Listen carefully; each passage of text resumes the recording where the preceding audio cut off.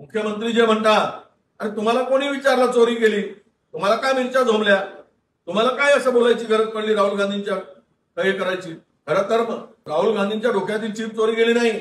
तुम्ही जे आरोप करताय त्यामध्येच तुमचे हात मिळवणी झाली का निवडणूक आयोगाशी, हा प्रश्न निर्माण होतो. कोणाला थोडी विचारलं गेलं. आम्ही निवडणूक आयोगाला विचारतो आहोत, राहुलजी निवडणूक आयोगाला विचारतायत, त्याचं उत्तर निवडणूक आयोगाने द्यावी. त्यांची वकिली करायची काय गरज आहे कोणाला? मला वाटतं की हे आरोप म्हणजे हवेत तीर मारण्याचा प्रकार. ज्या निकाल दाखवलंय, घर नंबर 000 घर नंबर दाखवले आणि एका फ्लॅट मध्ये 500-500 मतं 700-700 मतं एकाच्या वर लोक राहत होते. काय सगळं उघड दिसतंय. ते काही लपून राहिले नाही, पुरावे दिले.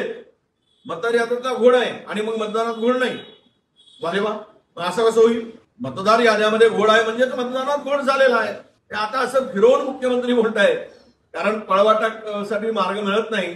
त्यामुळे मुख्यमंत्र्यांच्याकडून अशा प्रकारचे वक्तव्य येत आहेत असं मी समजतो.